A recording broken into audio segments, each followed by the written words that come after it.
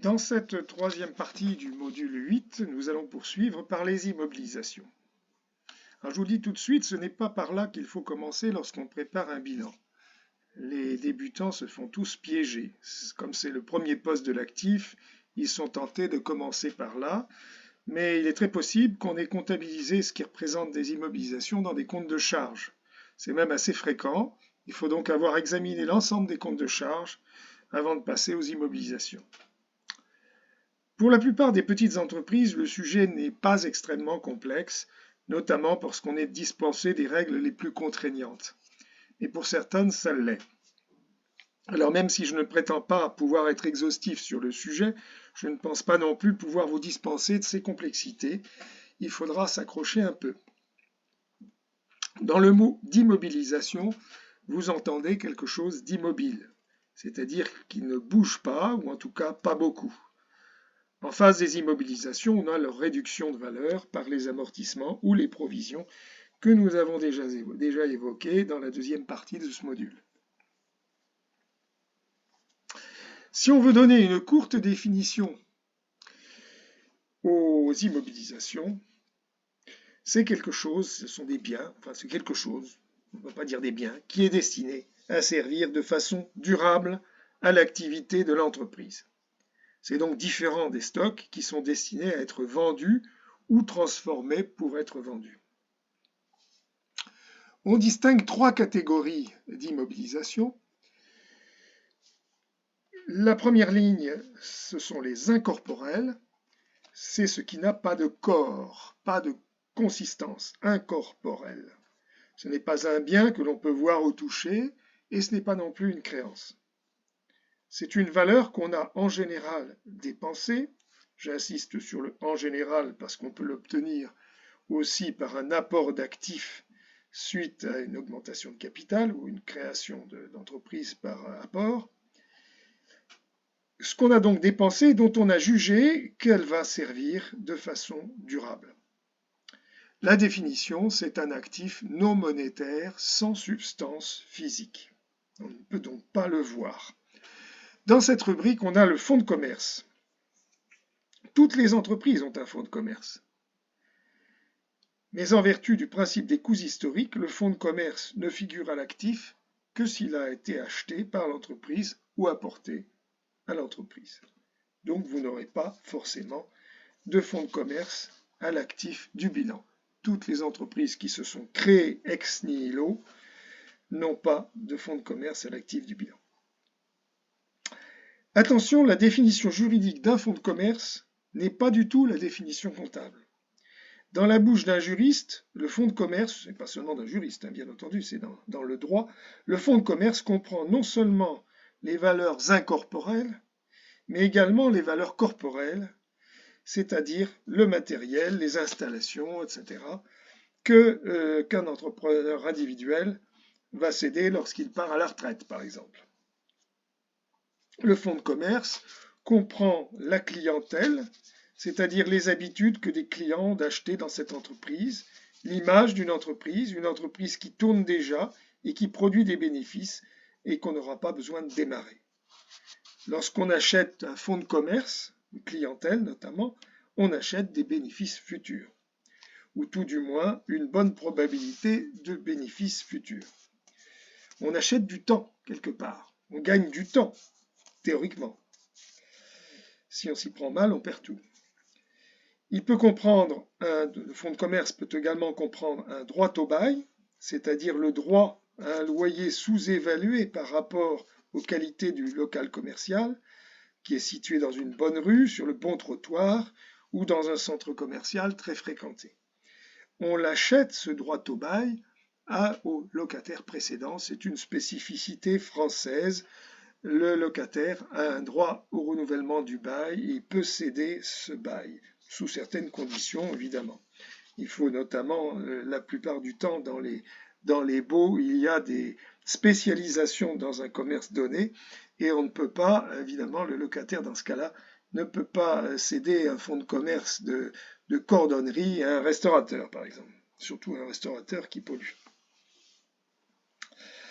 On comptabilise en immobilisation incorporelle à la rubrique frais de recherche brevets, des frais que l'on a exposés pour mettre au point un nouveau produit, frais de recherche, coût ou prix d'achat de brevets, etc. On verra sous quelles conditions ces frais peuvent figurer à l'actif, on verra ça tout à l'heure.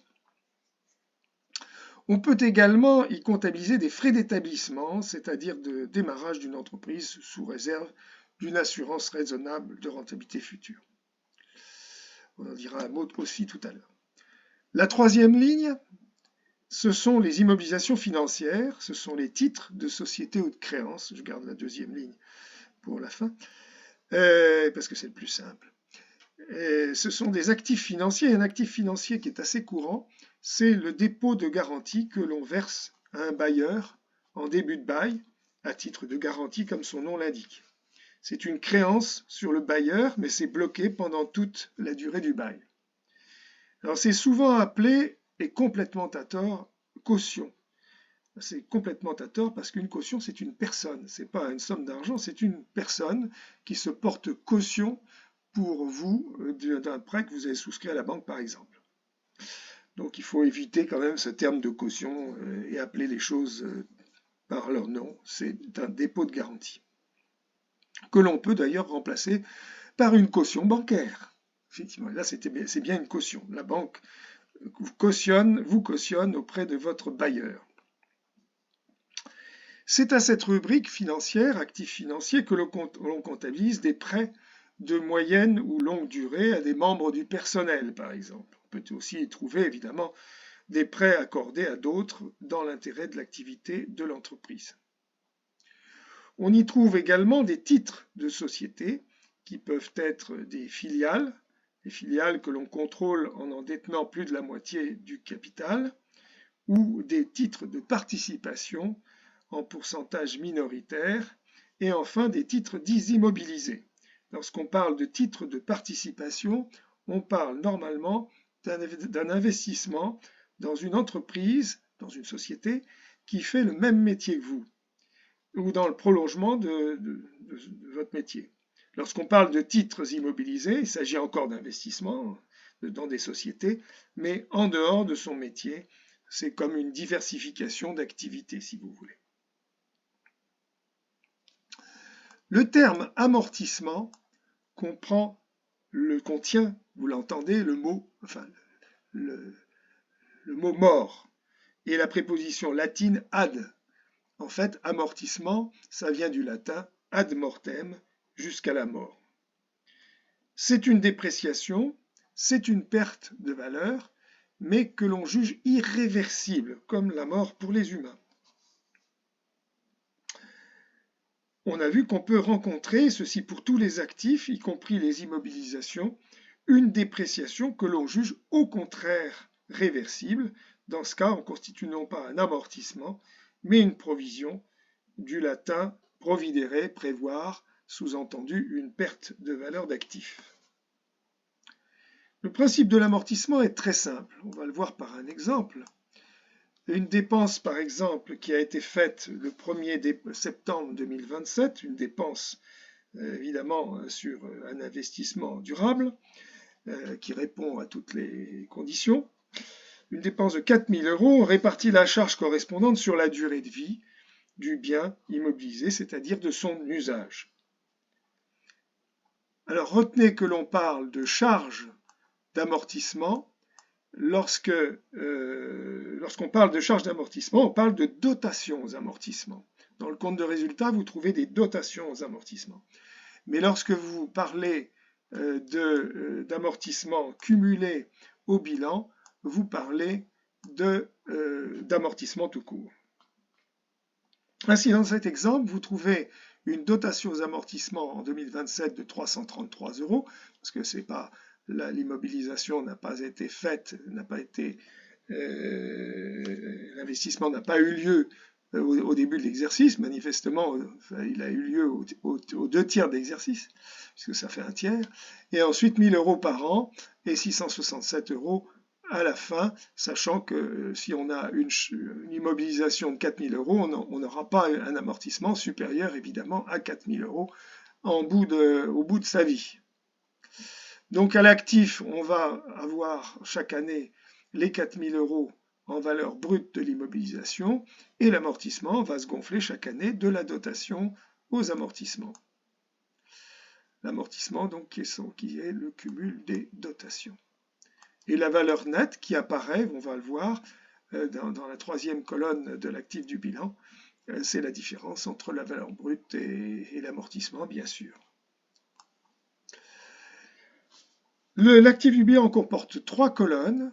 Je vous les montre vraiment en situation.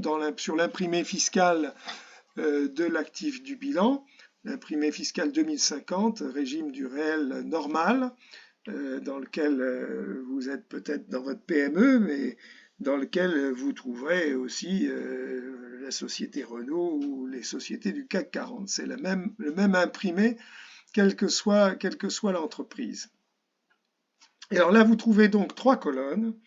La colonne brute, la colonne amortissement ou provision, et la colonne nette qui fait la différence entre le brut et l'amortissement. Et vous trouvez les 3 rubriques que je viens de vous citer, immobilisation incorporelle, immobilisation corporelle, immobilisation financière, avec les différents postes en incorporel, frais d'établissement, frais de développement, on verra ça tout à l'heure, les brevets, le fonds de commerce dont on a parlé, les autres, et puis les avances. Quand on investit, on peut avoir versé à la fin de l'année un acompte ou une avance sur l'acquisition d'une immobilisation.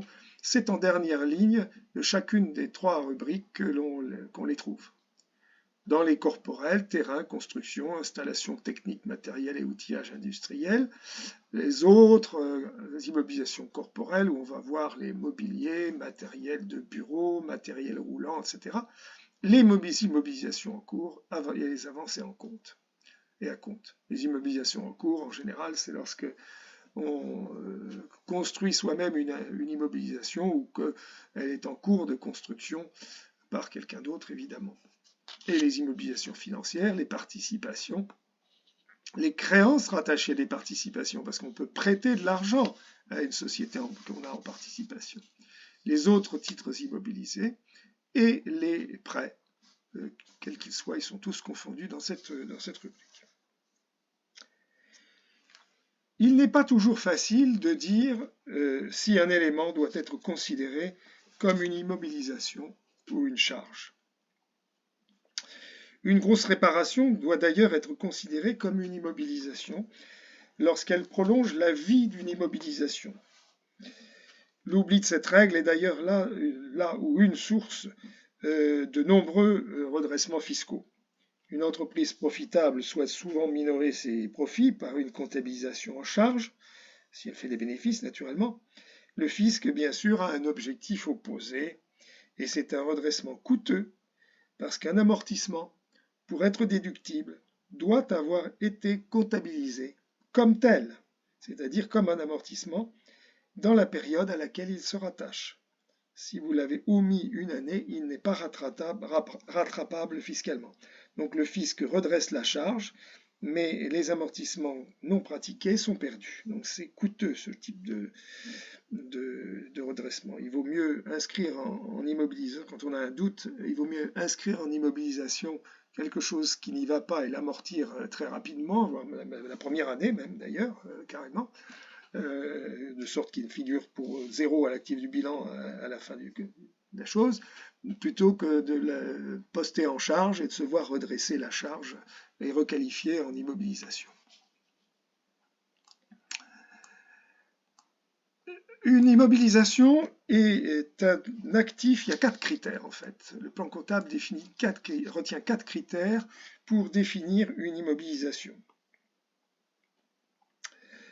Le premier critère, c'est une immobilisation est un élément identifiable du patrimoine de l'entreprise, ayant une valeur positive pour l'entité et dont le coût est évaluable de façon fiable, parce que si vous ne pouviez pas lui donner une évaluation fiable, vous ne pourriez pas le comptabiliser, c'est normalement la règle. C'est-à-dire un élément générant une ressource que l'entité contrôle du fait d'événements passés et dont elle attend des avantages économiques futurs. C'est assez ouvert, les avantages économiques futurs. On ne dit pas des bénéfices, c'est des avantages. C'est un peu comme les publicités pour les voitures, ils vous offrent des réductions sous forme d'avantages clients. Voilà.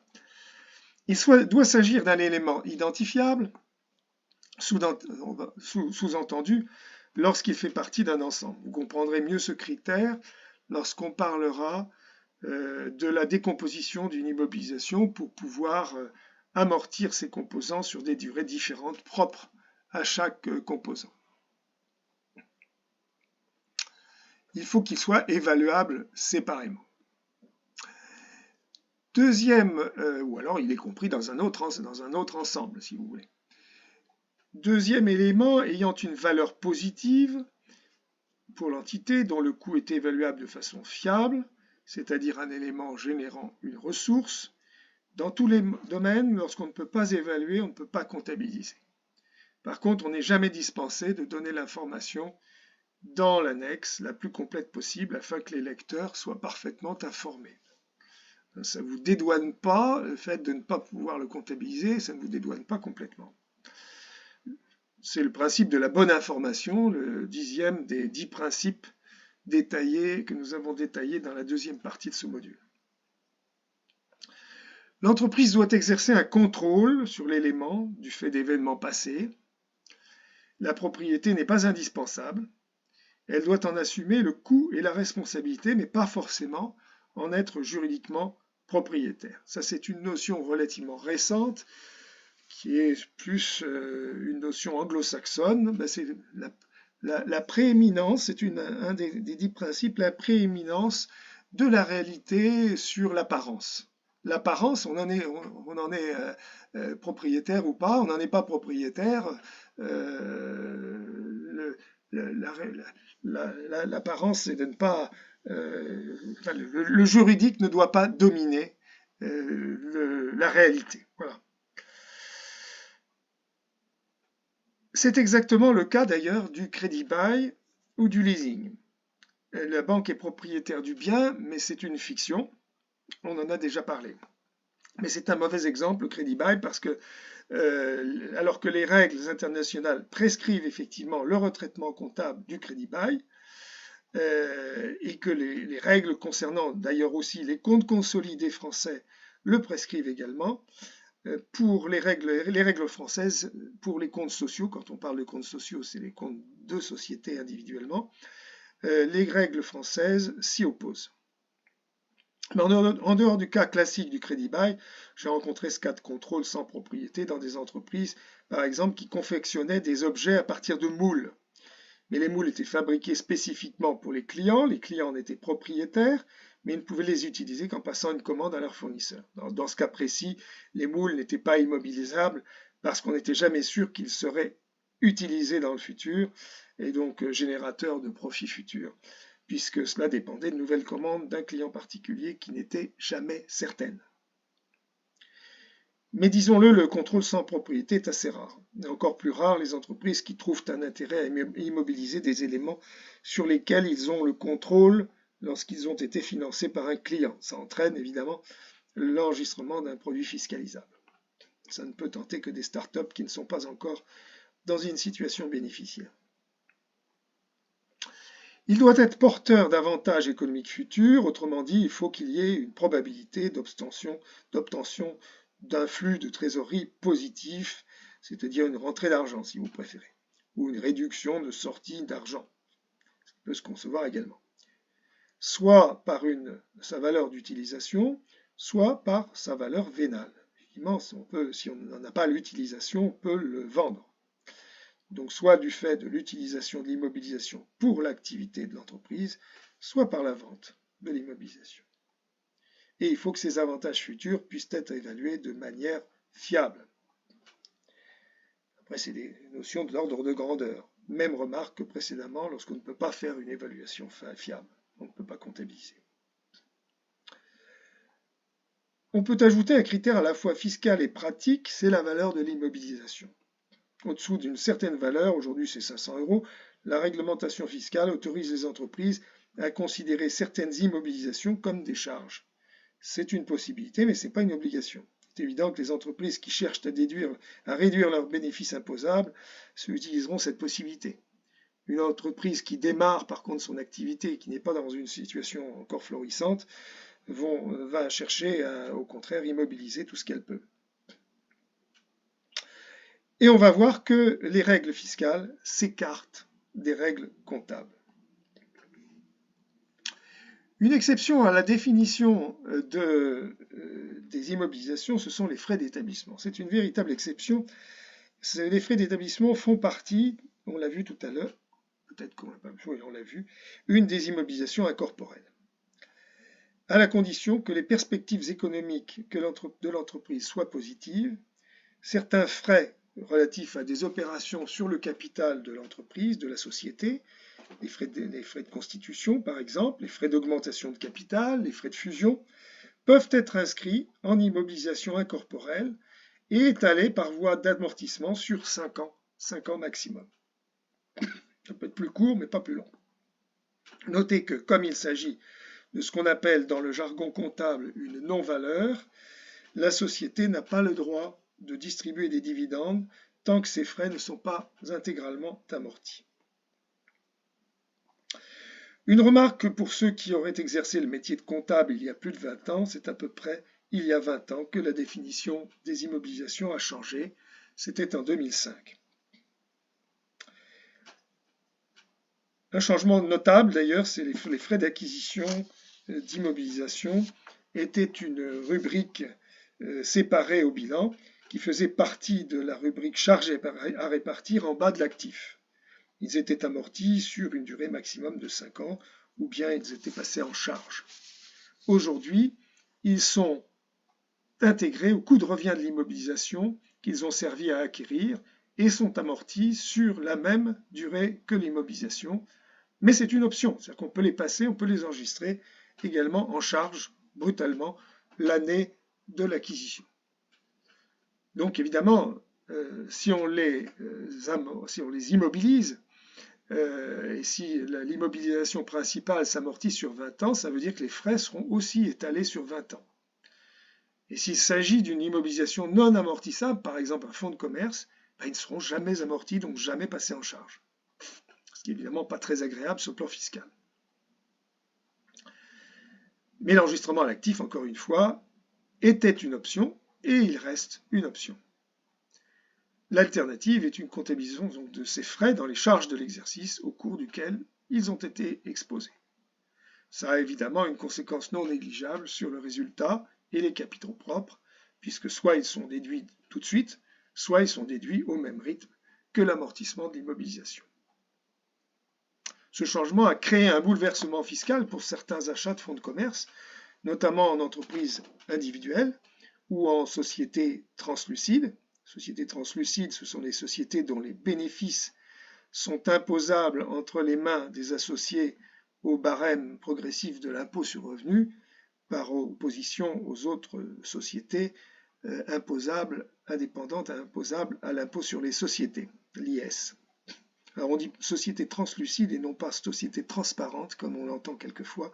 Une société transparente, c'est une société immobilière dont les parts donnaient, parce que ça n'existe quasiment plus dans la réalité, enfin, ça existe en droit, mais on ne le voit plus pratiquer, dont les parts donnaient droit à une partie de l'immeuble, c'est-à-dire à un lot de copropriété. On achetait des parts de société qui donnaient droit à un lot de copropriété. Transparence fiscale, c'était ça. C'était vraiment transparent.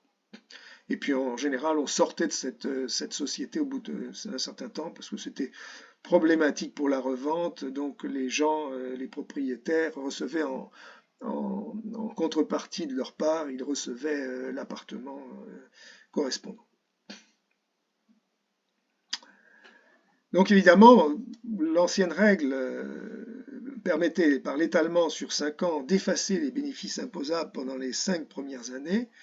Et aujourd'hui, on ne peut déduire que soit la première année globalement, soit on les étale sur la durée d'amortissement d'immobilisation, ce qui aboutit donc pour un fonds de commerce à une absence de déduction pure et simple. Donc finalement, on n'a pas tellement le choix sur le plan fiscal. On peut avoir effectivement l'obligation de déduire la première année, mais pour une entreprise individuelle, qui est donc un particulier, celui qui est fiscalisé est un particulier, compte tenu du barème d'impôt sur les revenus, ben, carrément, vous pouvez pas déduire la totalité de vos frais d'acquisition. Alors pour ceux qui existaient évidemment professionnellement il y a plus de 20 ans, la notion de charge à étaler a presque disparu. Il ne reste que les frais d'émission d'emprunt. Bon, enfin, ça concerne les grosses sociétés. Enfin, grosses sociétés. Relativement grosses. J'en ai eu parmi mes clients, ce n'étaient pas des énormes sociétés.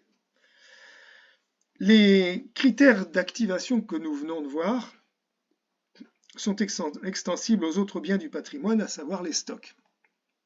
Et lorsqu'il s'agit de déterminer si un élément est un actif ou une charge, on peut le faire par l'organigramme décisionnel suivant qui teste chacun des critères.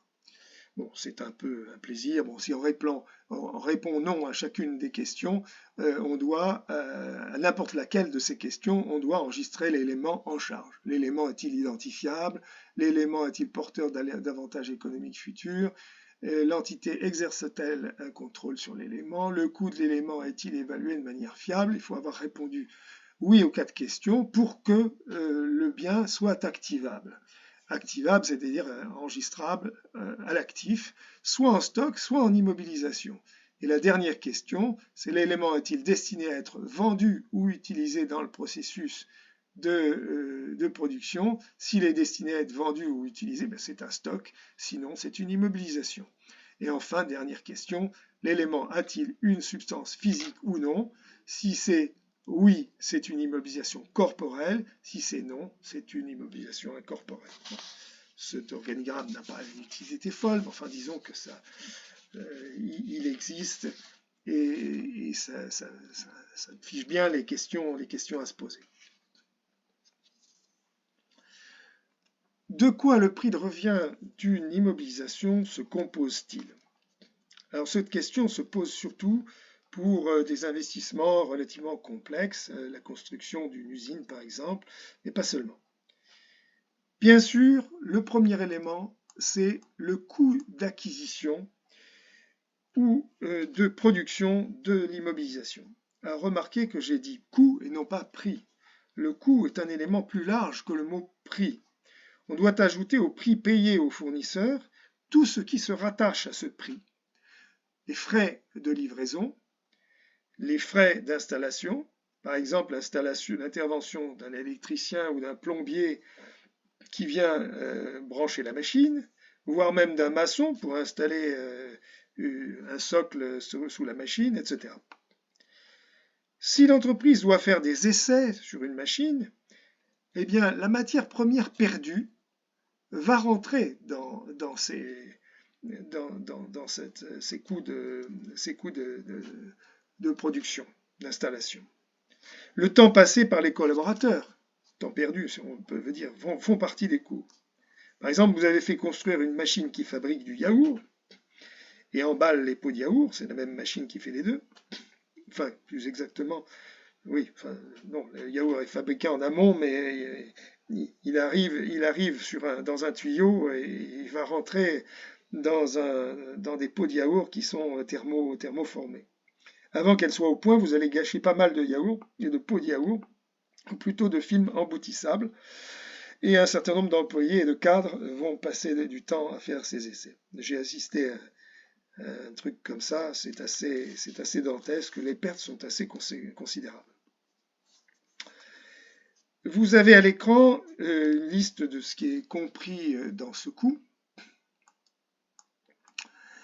Les éléments inclus, donc rémunération résultant de la construction de l'acquisition. Alors les coûts des démolitions, oui, j'en ai pas parlé, mais vous voulez construire un hangar et à la place, il y avait déjà une construction. Les coûts de démolition font partie du coût de la construction. Les frais de livraison, les frais de manutention, transport, montage, donc les coûts liés aux essais, et les honoraires de professionnels. Les honoraires de professionnels qui peuvent être un architecte ou autre. Les éléments exclus, par contre, c'est par exemple les frais de formation, les frais de relocalisation, si on doit relocaliser tout un service, et les frais d'introduction d'un nouveau service.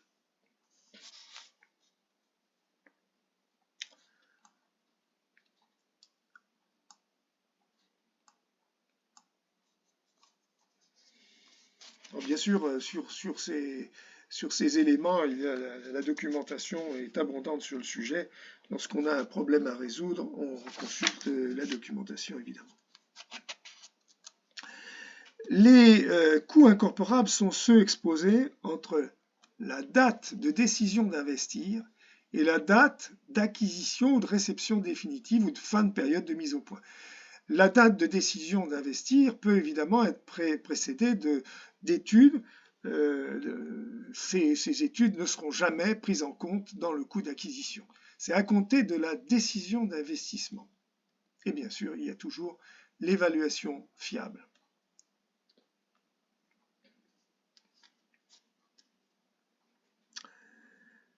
On ne peut donc pas remonter au calendes grec, si vous voulez, pour retirer du compte de résultat davantage de charges et gonfler l'actif. Il peut être tentant de camoufler des pertes en incorporant le maximum, en les incorporant un maximum de choses dans une immobilisation. C'est prescrit, c'est proscrit évidemment. Avant de décider d'investir, on a dû faire des études économiques et techniques, donc ces études resteront dans les charges de l'entreprise. Elles ne feront jamais partie des immobilisations. Pour les immobilisations acquises, ça ne peut être que des coûts directs. Alors qu'est-ce qu'on appelle coûts directs par rapport évidemment aux coûts indirects? Les coûts directs sont ceux qui affectent directement une immobilisation sans qu'on ait besoin d'y appliquer une clé de répartition. Les coûts indirects, au contraire, sont communs à plusieurs éléments communs. Donc, s'ils sont communs, ils nécessitent une répartition. On a besoin d'affecter une clé de répartition. Donc, lorsque vous hésitez sur la qualification d'un coût, posez-vous simplement la question, est-ce que je dois appliquer une clé de répartition ou pas? Si vous n'avez pas de clé de répartition, si vous savez qu'une charge s'affecte directement à autre chose, c'est bien, effectivement, j'ai dit directement d'ailleurs, c'est bien une charge directe.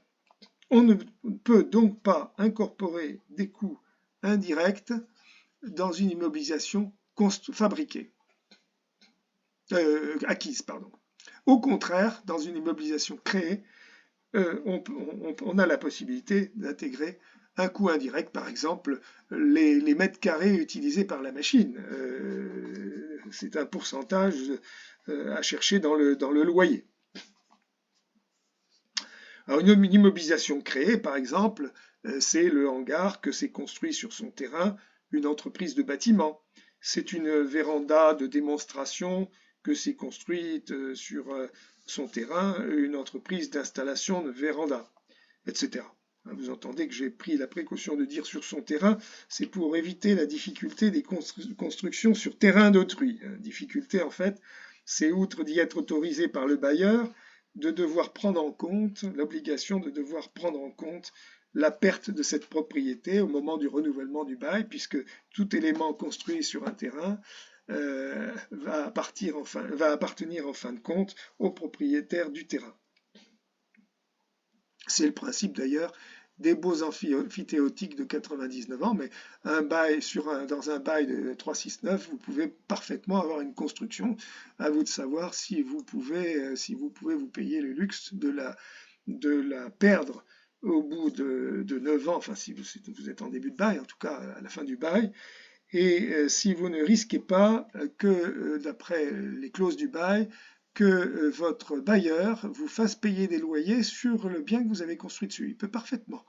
C'est parfaitement prévu si justement vous n'avez pas pris la précaution de le lui faire préciser dans le bail.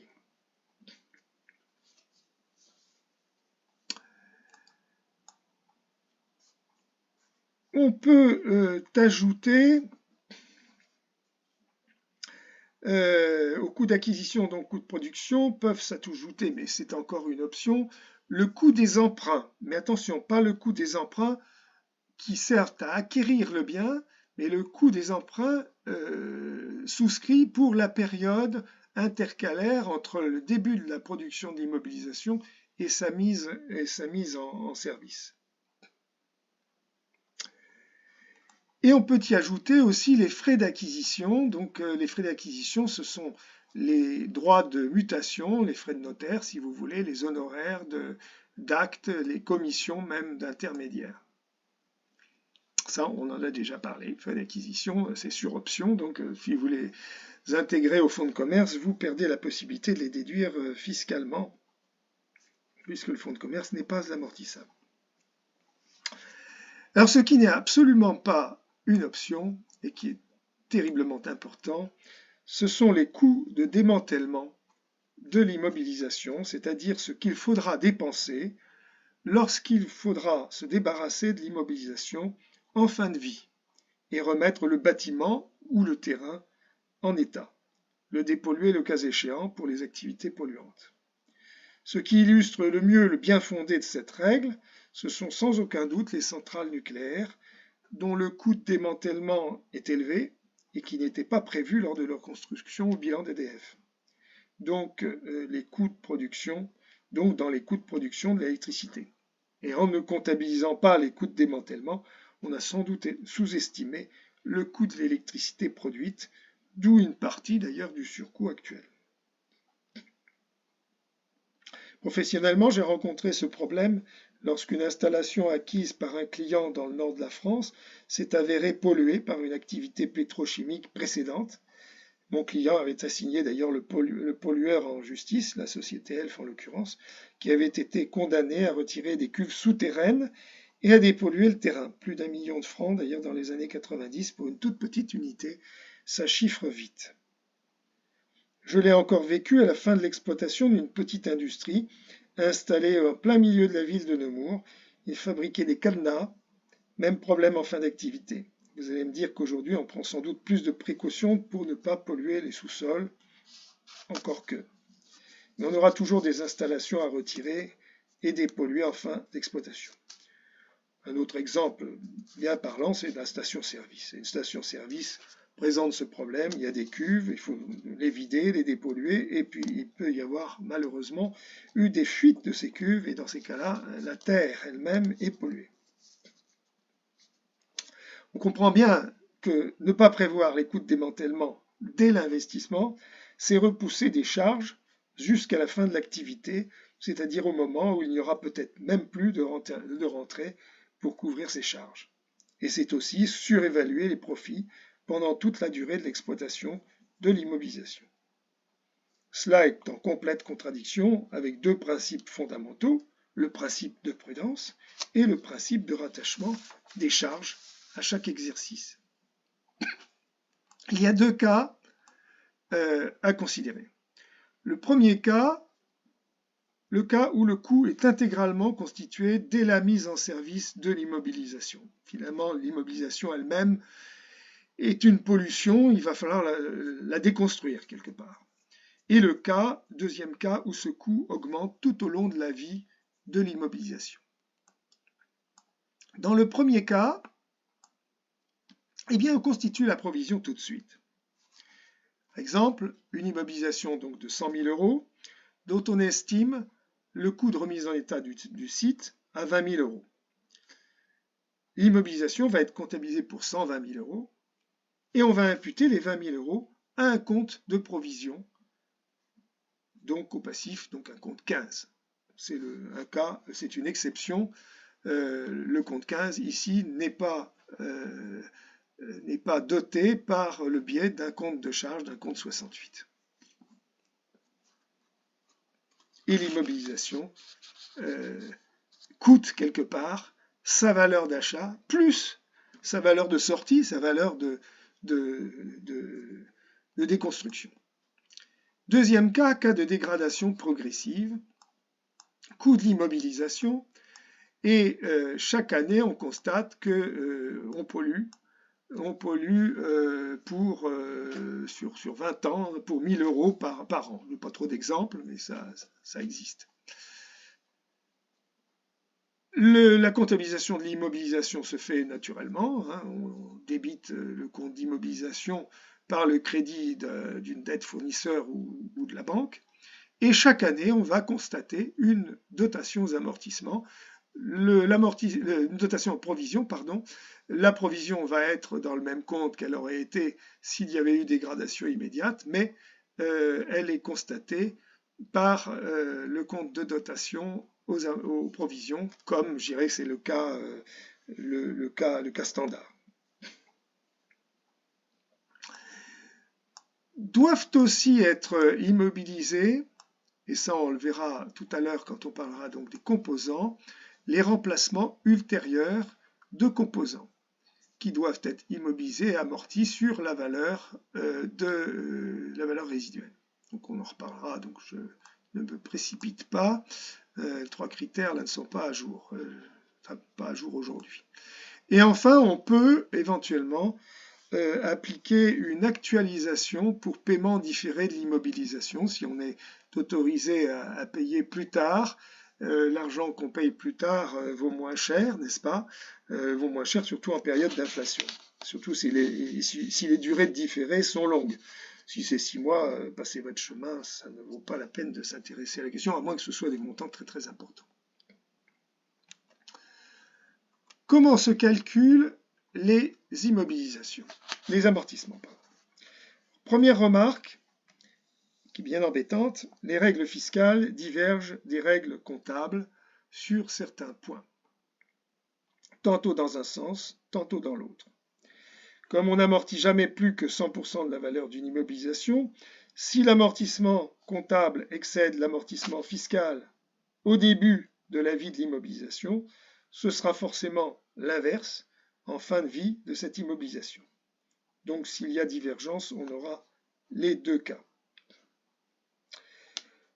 Lorsque l'amortissement comptable excède l'amortissement fiscal, c'est assez simple, et ça se règle, comme on l'a vu dans la deuxième partie de ce module, par le jeu des réintégrations fiscales sur l'imprimé 2033B du réel simplifié ou 2058A du réel normal.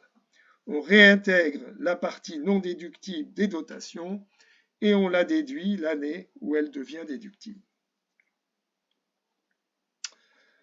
Par contre, dans le sens inverse, alors on va voir qu'il y a une mesure de simplification. Oui, par contre, dans le sens inverse, si l'amortissement fiscal est supérieur à l'amortissement comptable, on a un souci.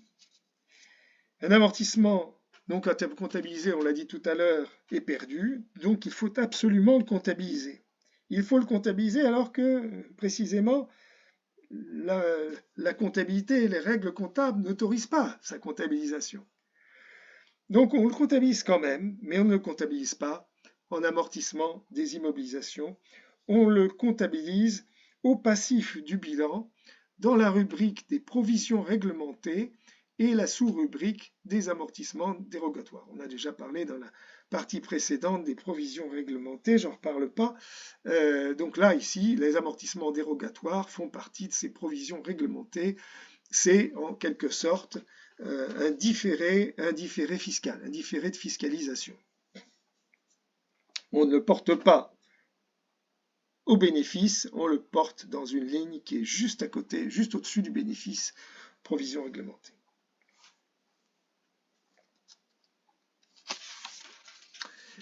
Mais bonne nouvelle, il n'y a pas que des mauvaises nouvelles, il y a une mesure de simplification pour les PME. Attention pour les immobilisations non décomposables, on va parler des décomposables tout à l'heure. L'amortissement, dans ces cas-là, l'amortissement comptable peut être considéré comme égal à l'amortissement fiscal. C'est une mesure de simplification pour les PME qui est une option. Que les PME peuvent l'adopter ou pas l'adopter.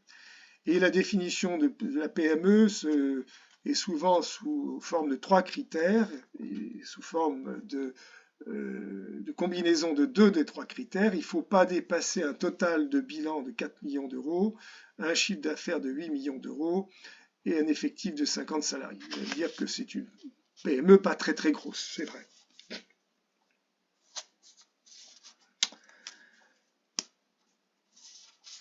Mais quand même, c'est une très grosse exception qui évite aux petites entreprises de devoir affronter les difficultés que nous allons voir.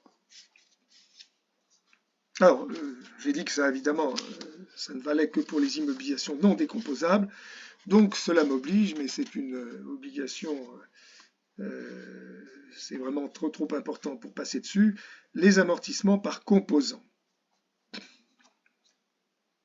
Et puis nous verrons après ce que sont les amortissements comptables et les amortissements fiscaux. Le principe de l'amortissement par composants repose sur un constat.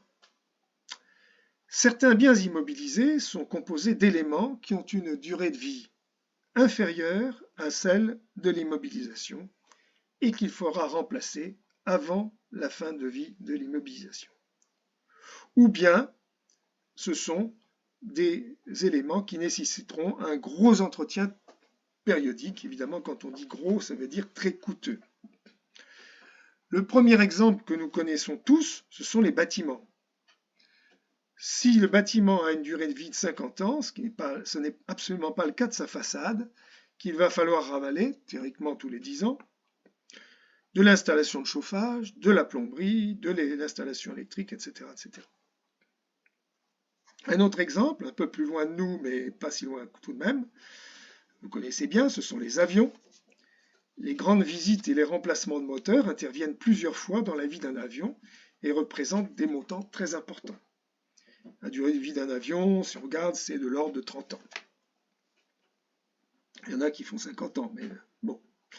On remplace les moteurs tous les 20 à 30 000 heures de vol.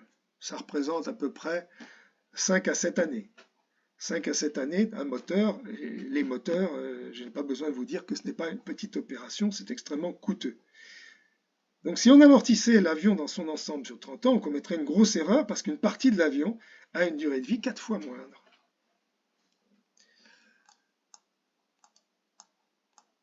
On distingue deux catégories de composants, donc ceux qui sont destinés à être remplacés, et ceux qui sont constitués par un coût, donc celui des gros entretiens périodiques. Mais on va voir que fiscalement, les gros entretiens périodiques ne sont pas admis comme immobilisation, donc retraitement. Alors, bien sûr, les composants doivent être des éléments significatifs. On verra que le fisc nous donne une idée qui est pas stupide de rapport entre le composant et la structure, à la fois en durée et en valeur. Donc, éléments significatifs ayant une durée de vie évidemment inférieure à la durée d'utilisation de ce qu'on appelle la structure. Alors, la structure, c'est le reste. C'est l'immobilisation moins les composants. Le reste, on l'appelle, c'est la dénomination, on l'appelle la structure.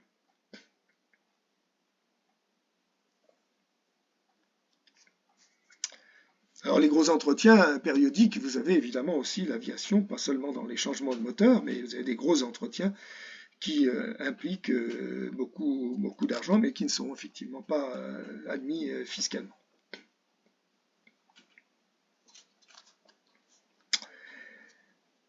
Ça ne vaut donc vraiment que pour des valeurs significatives. Alors exemple donc de décomposition par composants.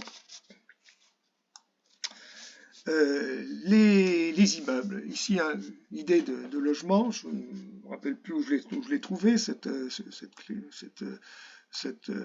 grille. Elle est assez large, avec des fourchettes énormes, de 20 à 50 ans et 20 à 30% du prix, etc. Et ils ont mis dans la structure l'étanchéité. Alors, c'est pas toujours vrai, d'ailleurs, l'étanchéité, elle doit être refaite souvent. C'est rare que ça dure 50 ans, enfin bon, ça se discute. Moi j'aurais mis l'étanchéité avec les murs, les façades, ascenseurs, cloisons, carrelage. Non, autant pour moi, je suis en train de lire à l'envers le tableau. C'est dans le sens horizontal, je ne comprenais pas très bien ce que je lisais. La structure, c'est les murs, les fondations, les caves et les planchers. Et pour le premier composant, c'est la façade étanchéité qui comprend la façade, le toit terrasse, je comprends mieux, les fenêtres, encore plus court que le toit terrasse, et la porte extérieure. Et vous voyez que là, pour la structure, on dit que ça va durer plus de 50 ans. que ça représente en général 40 à 50% du prix. Alors bien sûr, si on a la facture de fabrication d'immeubles, on n'a pas besoin de se référer à ces pourcentages-là, on a du réel. Là, je dirais que c'est ce que les architectes ont trouvé dans la plupart des immeubles qu'ils construisent. En ce qui concerne les parties communes, installation technique, il y a l'ascenseur, chauffage, climatisation, canalisation, sol, escalier, partie commune. Et là, on descend dans la durée, 15 à 30 ans, 20 à 30% du prix. Et ensuite, partie privative, agencement, cloison, carrelage, plomberie, électricité, décoration intérieure, 5 à 15 ans, 20 à 25%. Ce sont des idées, évidemment, ce sont les techniciens et les ingénieurs qui nous donnent des références. Nous ne sommes pas capables de déterminer les durées d'amortissement. Ce n'est pas le rôle des comptables.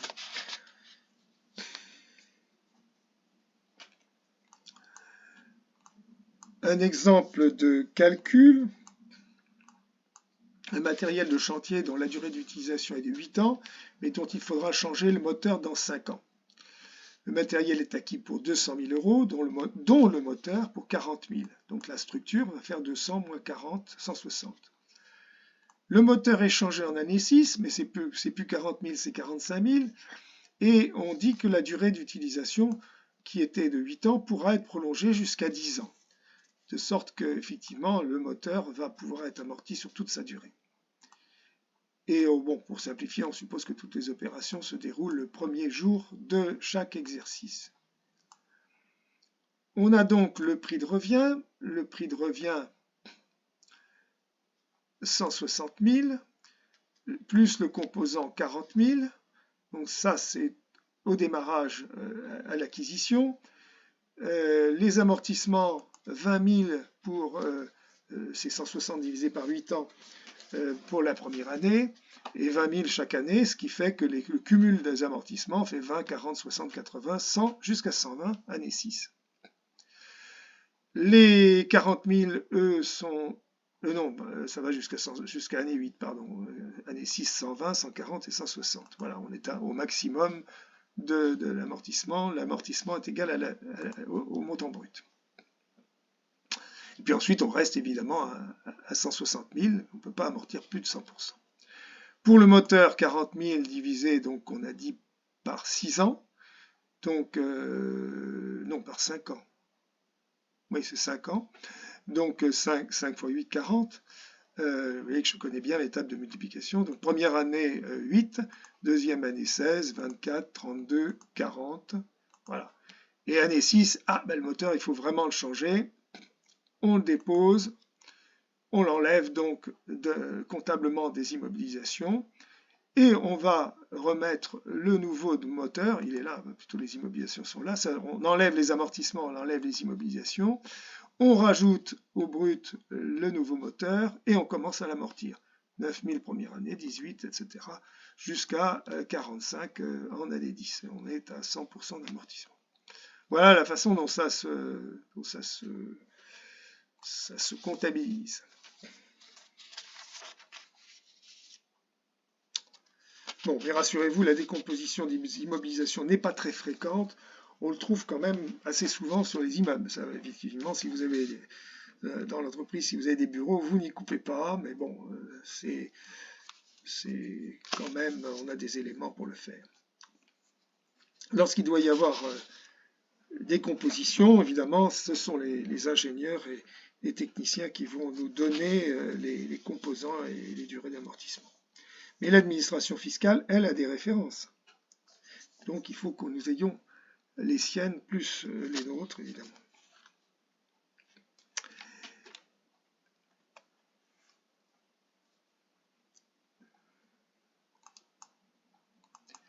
Comment se calculent les amortissements? L'amortissement comptable, c'est la répartition de l'actif immobilisé en fonction de en fonction et au rythme de l'utilisation par l'entreprise et au rythme de l'utilisation par l'entreprise. Alors, qui dit utilisation, la durée d'utilisation n'est pas forcément la durée d'usage. L'utilisation, ça dépend de l'utilisateur. L'usage, ça dépend du bien lui-même. Si vous achetez un camion que vous avez prévu de revendre dans 3 ans, mais que l'on peut faire durer normalement 15 ans, la durée d'utilisation sera de 3 ans, alors que la durée d'usage est de 15 ans. Le rythme d'utilisation n'est pas forcément la durée d'utilisation, ce n'est pas forcément proportionnel au temps, sauf pour le fisc à moins de preuves très convaincantes, pour vous dire. Il faut vraiment avoir un rythme d'utilisation très différent de la durée, très différent du prorata temporis pour adopter autre chose que quelque chose de linéaire. On peut prévoir une utilisation plus importante pour certaines années. Ainsi, si on est sur un produit nouveau, on peut attendre un plus grand succès de cette nouveauté, donc dans les premières années de son lancement. Ensuite, les ventes peuvent s'essouffler. C'est un phénomène connu en marketing. Si la fabrication de ce produit est liée à une ou des machines spécifiques, il est logique qu'on amortisse davantage ces immobilisations dans la période de plus forte rentabilité, mais il faut des prévisions fiables. Bon, ceci dit, il y a pour cela l'amortissement dégressif que nous verrons tout à l'heure, mais qui n'est pas ouvert à tous les biens immobilisés. La base de l'amortissement n'est pas toujours la valeur brute de l'immobilisation. Et non, il faut en retrancher normalement, si le cas échéant, la valeur résiduelle et la provision pour dépréciation, ce qui n'est pas du tout admis par le fisc n'admettant d'ailleurs pas non plus la durée d'utilisation. Pour le fisc, on va voir, c'est la durée d'usage. Alors, lorsque vous prévoyez qu'à la fin du temps d'utilisation, le bien sera revendu pour un montant significatif, on ne va pas amortir le prix de vente, ce serait illogique. On déduit donc de la base d'amortissement la valeur de revente prévue, mais finalement seulement sous réserve qu'on puisse la mesurer et qu'elle soit de valeur significative. L'exemple caractéristique, ce sont les loueurs de voitures qui vous font tourner très vite leur parc pour ne vous louer que des voitures très récentes. Donc quelquefois, au bout d'1 an et demi, ils revendent leur voiture. Et si on a dû constater une provision pour dépréciation de l'immobilisation, par exemple pour prévoir des frais de démantèlement, cette provision sera également déduite de la base de calcul de l'amortissement. Logique aussi, sinon l'amortissement ferait double emploi avec la provision, on déduirait 2 fois la même charge. Un petit exemple, un bien dont la durée de vie est de 5 ans, coût de revient 5 000 €. Si l'entreprise entend vraiment l'utiliser pendant 5 ans, c'est-à-dire durée d'utilisation égale durée d'usage, l'amortissement annuel en linéaire, 5 000 divisé par 5, 1 000 € par an. Si l'entreprise entend l'utiliser 3 ans et le revendre 1 400 €, dans ce cas, on enlève des 5 000 € les 1 400 €, on divise par 3, pour autant qu'on prenne du linéaire, ça fera 1 200 € par an.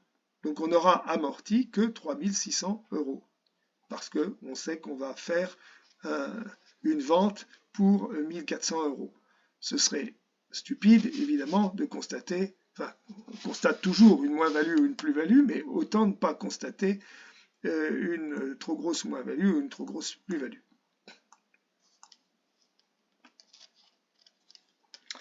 Fiscalement, les règles sont plus simples, mais différentes. Tout d'abord, il y a des tolérances qui servent un peu de référence pour les composants. Les composants ne seront retenus que s'ils sont supérieurs à 500 €. Enfin, 500 € pour un composant, passez votre chemin. Quand on parle de composants, on parle de dizaines de milliers d'euros. Enfin, on ne va pas s'amuser à prendre des composants de 500 €. Et également, il faut que le composant représente au moins 15% de l'immobilisation ou au moins 1% quand il s'agit d'immeubles. Et puis en plus, il faut que la durée du composant représente moins de 80% de la durée de l'immobilisation, donc de la structure. Et enfin, il faut que la durée du composant fasse plus de 12 mois, parce que s'il ne faisait pas plus de 12 mois, ben vous le passeriez en charge, tout simplement, chaque année. Ce serait pas à amortir.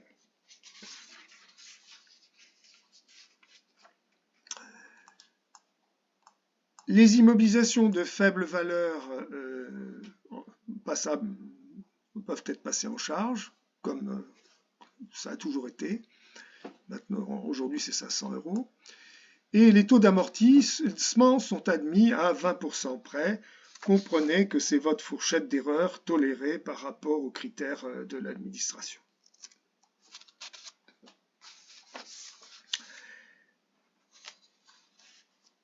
La règle fiscale n'admet donc aucune déduction de la base amortissable, ni de la valeur de revente, ni des dépréciations. La base amortissable reste la valeur brute de l'immobilisation, donc son coût d'acquisition ou de production. Elle ne retient pas non plus la durée d'utilisation par l'entreprise, elle reste sur la durée de vie du bien qu'on appelle la durée d'usage. Pour la durée de vie des composants, c'est moins tranché, mais s'il existe une durée d'usage, elle doit être retenue au détriment de la durée d'utilisation.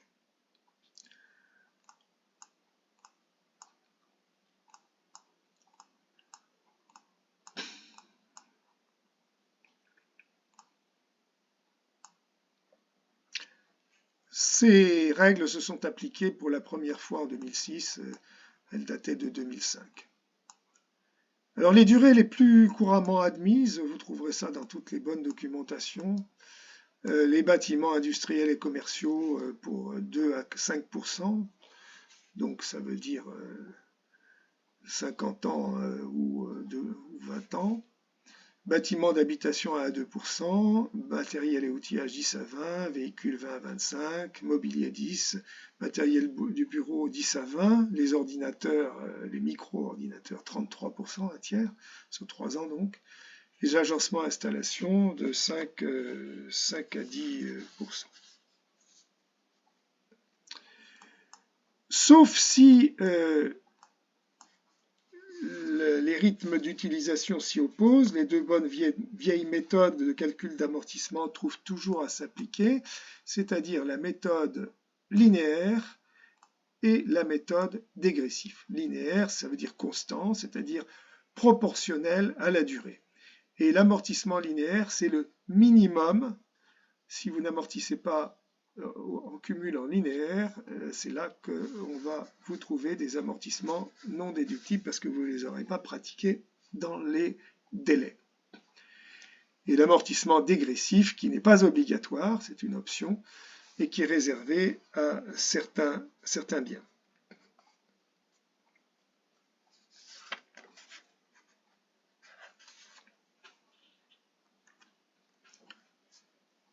Donc, rapidement, on va voir les amortissements linéaires et les amortissements dégressifs.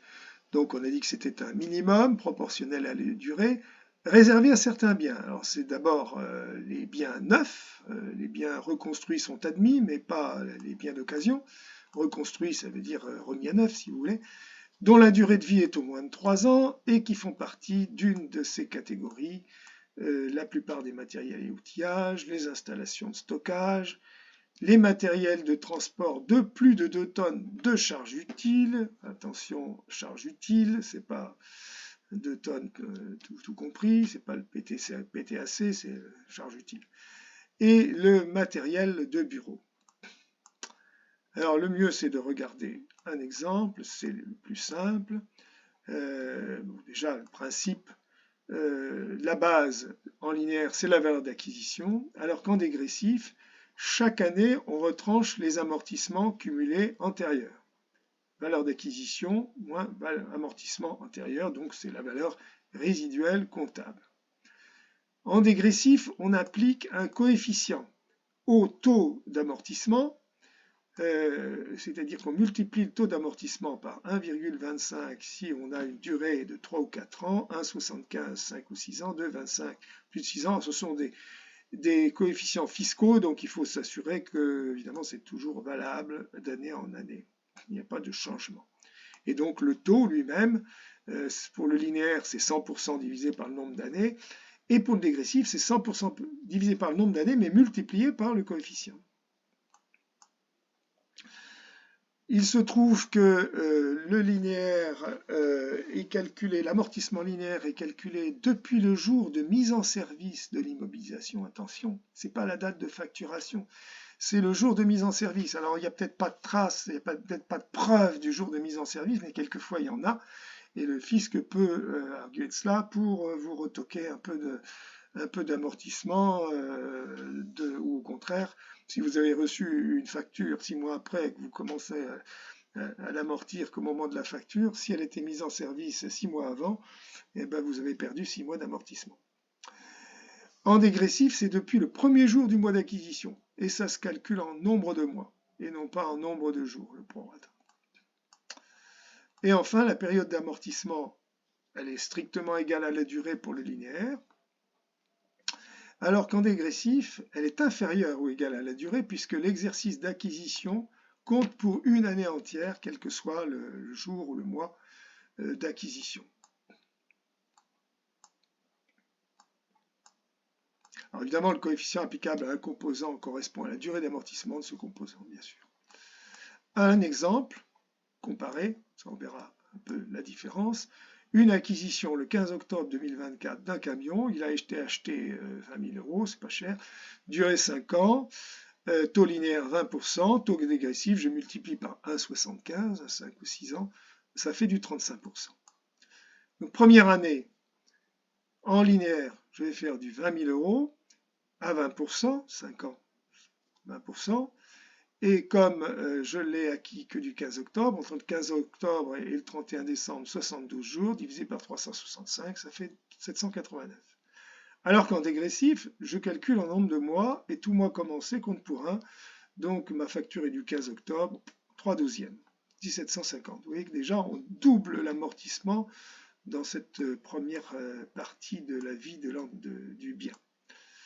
Deuxième année en linéaire, et ensuite les autres années vont être identiques, 20 000 euros par 20%, 4 000 euros, alors qu'en dégressif, on est à 20 000 euros moins 1750, c'est-à-dire les amortissements précédents, égale 18 250, multiplié par 35%.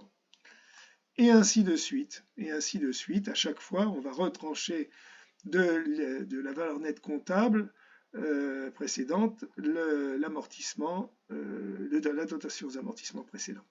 On prend la valeur nette comptable. Et la dernière année, on amortit, en fait la dernière année est en 2029 pour le linéaire, où on a, puisqu'on avait 2 mois et demi en 2024, ben, il reste 9 mois et demi. Alors qu'en dégressif, la dernière année, c'est pas 2029, c'est 2028. La première année ayant compté pour 1. Et pour que ne pas se retrouver avec un amortissement progressif, eh bien, quand on arrive à l'avant-dernière année, ici, enfin, lorsque le taux du dégressif devient inférieur au taux du linéaire sur 2 ans, ici, il y a 2 ans, donc c'est 50%, eh bien, on passe en linéaire. On amortit 50% l'avant-dernière année et 50% la dernière année. Voilà, bon, ici peut-être tout ça parfaitement. Alors effectivement, ici vous voyez l'intérêt fiscal d'avoir amorti en dégressif. Globalement, à la fin des 5 ans, vous aurez amorti évidemment la même chose, mais vous aurez amorti plus vite, donc vous aurez déduit plus rapidement votre amortissement dans vos charges. Lorsqu'il en existe, il faut traiter les différences entre amortissements comptables et amortissements fiscaux, amortissements dérogatoires. On en a déjà parlé rapidement, mais voici un exemple chiffré pour chacun des deux cas. Donc le premier cas, ce sont les amortissements fiscaux qui sont supérieurs aux amortissements comptables. Et comme je vous l'ai dit, dans ces cas-là, on est obligé de comptabiliser, mais on va comptabiliser en amortissement dérogatoire. Alors, soit une immobilisation donc non décomposable, on a dit qu'elle avait un coût de 10 000 €, durée d'utilisation 8 ans et durée d'usage 5 ans, ce qui veut dire que comptablement, on doit amortir sur la durée d'utilisation de 8 ans, mais fiscalement, c'est 5 ans. Comment ça se passe? Eh bien, ça se passe de la façon suivante. La dotation comptable est de 1250. La dotation fiscale est de 2000. On va faire la différence entre le cumul comptable et le cumul fiscal. Et la différence va faire le cumul amortissement dérogatoire. Ici, on a 1250 au lieu de 2000, ça fait 750. On va comptabiliser un amortissement dérogatoire et on va faire la même chose pendant les 5 premières années, c'est-à-dire jusqu'à la fin de l'amortissement fiscal. Et quand on arrive à la 6e, 7e et 8e année, c'est évidemment l'inverse puisqu'on ne peut pas amortir plus de 100%, donc on va reprendre l'amortissement dérogatoire. Ici, l'écriture se passe classiquement, on l'a déjà vu cette écriture-là, et pour l'amortissement dérogatoire, c'est un 687.2 par le compte 145 amortissement dérogatoire au crédit, et bien sûr, les années 6 à 8, c'est l'inverse, le 145 est débité et le 787.2 est crédité. Le cumul, donc, évidemment, d'amortissement dérogatoire est nul quand on arrive à la fin de l'année 8. On a juste géré des décalages de temps. Deuxième cas, amortissement comptable supérieur à amortissements fiscaux. Et bien là, on ne passe pas d'écriture, on se contente de réintégrer, parce qu'on n'a pas le même problème. On va réintégrer fiscalement la différence sur les fameux imprimés 2058A ou 2033B, et ça ressemble un peu au tableau précédent, sauf qu'en amortissement comptable, j'ai un amortissement plus court que l'amortissement fiscal. Donc si j'amortis plus que je n'ai droit en fiscal, je réintègre, c'est-à-dire je déduis de mon résultat comptable 750 € pour atteindre le résultat fiscal.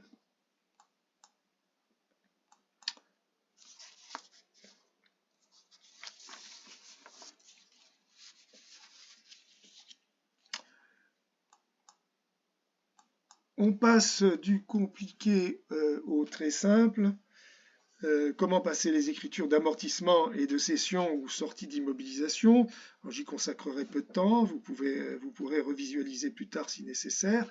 Je vous rappelle, je vous signale pour ceux qui ne l'ont pas vu que j'avais fait une vidéo indépendante sur tout le plan comptable et la numérotation et la façon de retenir les numéros. Et là, effectivement, il y a des astuces de numérotation qui facilitent la vie du comptable.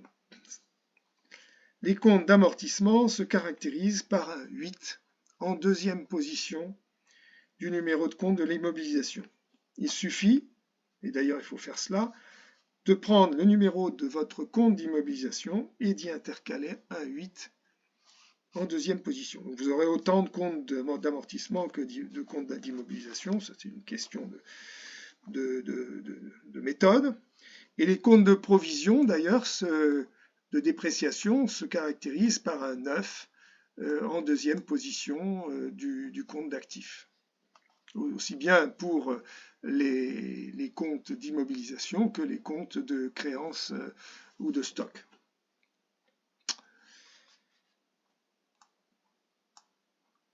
Les dotations et les reprises, il faut choisir en fait rajouter le troisième chiffre significatif de exploitation financière ou exceptionnelle. Et ça vous donne ça, c'est-à-dire que si vous devez doter un amortissement, ça c'est quand même de l'exploitation, c'est 681, mais si vous devez doter une provision, ça peut être exploitation ou exceptionnelle. De cela on en reparlera, c'est quand même assez important. Je je ferai une rubrique sur l'exceptionnel parce que ça a une incidence énorme sur les comptes. Ça ne joue pas sur le résultat final, le résultat comptable, mais ça peut tromper énormément le lecteur sur la notion de ce qui est exceptionnel et ce qui n'est pas. Si vous comptabilisez quelque chose d'exploitation dans l'exceptionnel, une perte, évidemment, les lecteurs vont regarder le résultat d'exploitation, on dira il fait un bénéfice d'exploitation, mais ils ne regardent pas 2 lignes après, vous avez constaté quelque chose d'exceptionnel. Si l'exceptionnel ne l'est pas, vous trompez votre monde.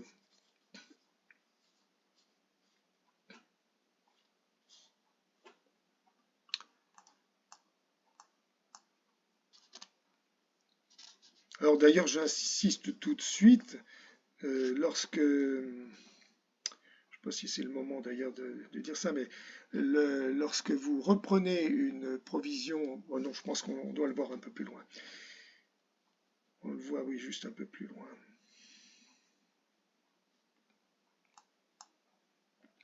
Alors enregistrer une dotation aux amortissements, l'amortissement comptable et l'amortissement fiscal, ça on vient de le voir, dérogatoire. Une écriture de sortie d'immobilisation. Alors en fait, la sortie d'immobilisation se comptabilise en 2 temps. En fait, la sortie elle-même se comptabilise indépendamment de la cession s'il y a cession. Donc vous enregistrez la valeur nette comptable de l'immobilisation sortie dans un compte 675, ou 67, vous voyez que c'est de l'exceptionnel, que ce soit une mise au rebut ou une cession. Et vous, bien sûr, vous créditez le compte d'immobilisation de la valeur brute de l'immobilisation et le compte de l'amortissement de la valeur de l'amortissement. Enregistrer une écriture de cession d'immobilisation, donc c'est la deuxième partie. Vous créditez un compte de vente d'immobilisation, auquel compte s'ajoute la plupart du temps de la TVA, et vous enregistrez ça en créance sur immobilisation ou en compte de banque si ça rentre tout de suite.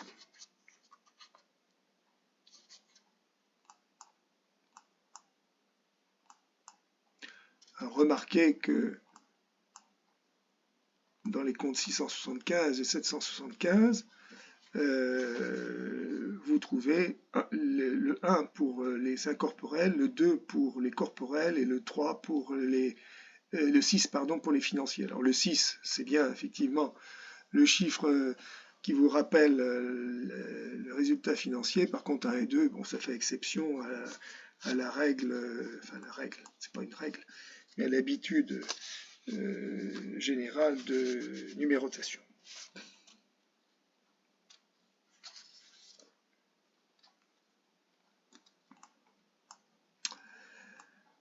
Enregistrer une écriture de dotation aux provisions. Donc il y a trois possibilités, 1, 6 ou 7, selon qu'on est en risque des charges. Ah oui, j'ai mis un 5. Non, c'est pas un 5, c'est un 1. Non, c'est le 4e chiffre, oui, pardon, oui, c'est autant pour moi. 681, 6 et 7, 1, 6 et 7, c'est 1 exploitation, 6 financier et 7 exceptionnel. Mais le 4e chiffre que j'ai mis sous forme d'astérix ici représente une provision pour risques et charges, c'est un 5.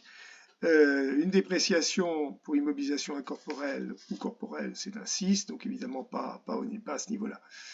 Soit des actifs circulants, c'est un 7. Oui, là, l'astérisque est de trop. Et une reprise de provision, de 2 choses l'une, soit la provision n'est plus justifiée, et vous devez reprendre la provision toute bête,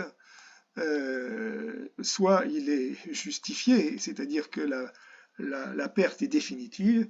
Dans les 2 cas, vous passerez la même écriture de reprise de provision, mais vous passerez aussi évidemment une perte. Et là, effectivement, il faut être extrêmement vigilant sur la façon dont vous allez constater la perte. Il faut que si vous enregistrez votre reprise de provision en exceptionnel, il faut que la perte soit en exceptionnel. Ou l'inverse, si la reprise de provision est en exploitation, la perte est en exploitation. Alors bien sûr, c'est pas la roulette que vous déterminez si ce serait exploitation ou exceptionnel, mais si vous faites une erreur, ne faites pas la plus grossière des erreurs, c'est de traiter l'un des deux en exceptionnel et l'autre en exploitation. Et ça, c'est extrêmement courant. C'est donc pour cette raison que je vous le signale et je vous le resignalerai probablement une autre fois. Certaines rubriques d'immobilisation répondent à des critères particuliers. Il en est ainsi des frais de recherche et développement, souvent appelés des initiales R&D, qui doivent répondre à certains critères pour être immobilisés. Alors tout d'abord, gros changement, on n'immobilise plus la phase de recherche, c'est uniquement la phase de développement. C'est à partir du moment, la phase de recherche va jusqu'au moment où vous décidez de poursuivre, c'est-à-dire de créer votre immobilisation. Il y a une première phase, la phase de recherche, c'est la phase d'étude de faisabilité, si vous voulez. Ensuite, on passe à la faisabilité technique, la phase de développement. La phase de recherche est donc toujours prise en charge. La phase de développement est immobilisable sur option. Vous avez toujours la possibilité de le passer en charge. Pour les IFRS, les International Financial Reporting Standards, c'est-à-dire les normes internationales, c'est la méthode préférentielle, c'est-à-dire qu'on préfère que vous comptabilisiez la phase de développement à l'actif. C'est pas prudent du tout, si vous voulez, mais ça permet de donner une meilleure, pas une meilleure image, mais une image plus près de la réalité de l'entreprise qui est en phase de développement. Sinon, effectivement, bon, elle peut couvrir des profits par des charges de développement. On a le droit d'activer, de porter à l'actif cette phase de développement qu'à partir du moment où on a les 6 conditions d'activation qui sont réunies, la faisabilité technique, ça c'est le point important, alors qu'auparavant, quand on faisait de la recherche, on n'était pas du tout sûr que c'était techniquement faisable, la capacité à vendre ou à utiliser l'immobilisation, l'utilité pour le client, l'utilité commerciale, l'intention d'achever et d'utiliser ou vendre l'immobilisation, ça c'est aussi un minimum syndical. Si vous n'avez pas l'intention d'aller jusqu'au bout, vous n'avez pas le droit d'immobiliser la phase de développement. Il faut évidemment que vous puissiez le faire, la disponibilité de ressources pour achever le développement, et enfin la capacité à évaluer de façon fiable les dépenses qui sont attribuées et qui sont attribuables à la phase de développement. Alors, c'est clair que les frais de recherche sont un des éléments sensibles, c'est-à-dire que, disons que les bilans insincères sont légion dans les entreprises qui pratiquent les frais de recherche et développement, enfin qui activent plutôt les frais de recherche et développement. Il faut bien comprendre que les immobiliser, c'est les retirer des charges, c'est donc améliorer le résultat, voire transformer une perte en bénéfice. C'est une tricherie, voire une simple erreur d'appréciation sur la possibilité de porter des frais de recherche en immobilisation, puis dans le chiffrage, une deuxième erreur dans le chiffrage de ces frais de recherche, se traduit par la présentation d'un faux bilan. Évidemment, les laisser dans les charges est prudent, mais ce n'est pas toujours possible. Certaines entreprises qui démarrent leur activité par le développement d'un produit nouveau ou d'un logiciel peuvent difficilement les porter en charge, sinon elles ont tout de suite perdu tout leur capital et plusieurs fois leur capital. Donc elles se sentent contraintes à comptabiliser les frais de développement à l'actif du bilan. Mais si l'appréciation des chances de réussite n'est pas correcte, elles produisent des faux bilans d'entreprise qui vont vraiment déposer leur bilan. Bien évidemment, un créateur d'entreprise est extrêmement confiant dans son projet. Il est parfois dans un vrai déni de la réalité. Et s'il ne l'était pas, il ne pourrait peut-être plus se lever le matin. Et il aurait du mal à convaincre les autres, mais en face, il y a le comptable, le pauvre comptable, qui doit le raisonner quant à la capacité d'enregistrer certaines choses à l'actif du bilan. Et puis alors, la décision est souvent faussée par l'existence du crédit d'impôt recherche. Vous en avez peut-être entendu parler, c'est une niche fiscale qui est assez décriée. Et il s'agit d'un encouragement fiscal qui est accordé aux entreprises qui ont fait de la recherche, mais certaines entreprises montent des dossiers, qui sont souvent très très bien argumentés, pour bénéficier de ce crédit d'impôt recherche sans que les critères soient toujours très bien réunis. Et elles utilisent le même argumentaire pour inscrire ces frais de recherche à leur actif. De plus, il existe certaines officines spécialisées dans le montage de dossiers de crédit d'impôt recherche. Elles vont jusqu'à démarcher des entreprises pour les persuader qu'elles sont éligibles, alors qu'elles n'y avaient pas pensé. Je peux vous dire que j'ai eu quelques clients dans ce registre-là et que j'ai eu des surfoires et j'ai eu beaucoup de mal à régler le problème posé par ces crédits d'impôt recherche. Parce qu'en plus, ces officines sont rémunérées par un pourcentage du crédit obtenu, donc elles sont évidemment intéressées à majorer le crédit d'impôt recherche, et leurs honoraires sont souvent payés avant que l'administration effectue le contrôle du crédit. Donc quand l'administration arrive et dit c'est pas du tout du crédit d'impôt recherche, je vous redresse, et les honoraires, on court toujours après. Ce sujet, je dis, est souvent toujours frais dans ma mémoire, car il m'a fait trembler pendant quelques mois dans le tout début de ma carrière, notamment d'indépendant, dans le début des années 80. J'étais commissaire aux comptes d'une société d'électronique qui essayait de mettre au point un onduleur qui devait présenter une qualité recherchée que n'avaient pas encore les produits disponibles sur le marché, et elle avait mis à l'actif de son bilan près d'1 million de francs de frais de recherche. Il faut bien se rappeler que lorsqu'on immobilise des frais de recherche, cela veut dire que l'on les retire des charges, bien sûr. Donc, bien sûr, elle avait amélioré son résultat comptable et ses capitaux propres. Le dossier était bien monté, les ingénieurs que j'avais entendus étaient tous optimistes. On m'a démontré qu'il y avait un débouché sérieux pour ce produit nouveau et je me suis laissé convaincre. J'ai certifié les comptes sans réserve. Il faut savoir que la non-certification entraîne aussi pour le commissaire aux comptes l'obligation de révéler le fait au procureur de la République, autrement dit de mettre en cause le dirigeant pour le délit de présentation de bilan inexact.